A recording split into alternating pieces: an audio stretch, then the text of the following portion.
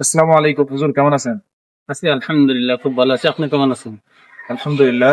হুজুর, আপনাদের এই মাদ্রাসার নাম, মাদ্রাসাটা কোন জায়গায় অবস্থিত এবং মাদ্রাসার বিভাগ সমূহ, মাদ্রাসার বৈশিষ্ট্য সমূহ এবং মাদ্রাসার কোন কোন বিভাগে আপনারা ছাত্রছাত্রী ভর্তি করতেছেন সেই বিষয়ে আপনাদেরকে একটু বিস্তারিত বলেন তো।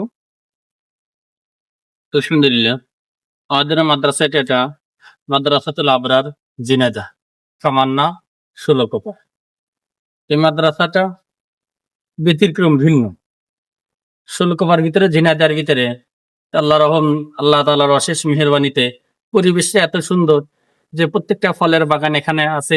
মাদ্রাসার উনি যে মোতাল্লি, উনি যেভাবে আমাদের মাদ্রাসার দিক নির্দেশনা উনি যেভাবে দেন, যে আমি বাগানটা করলাম, বাগানটা শুধু ওস্তাদ এবং কোরআনের যে সমস্ত খাদেম, কোরআনের যারা এই পাখি তারা এগুলো ভোগ করবে। উনার নিয়ত এটাই। উনি আরো বলেন যে না, আমি দুনিয়া থেকে যখন চলে যাব, মাওলা পাক যদি আমাকে জিজ্ঞাসা করে যে তুমি কি করে আসছো, শুধু মাওলা পাককে রাজি এবং খুশি করার জন্য এই প্রতিষ্ঠানটা করা।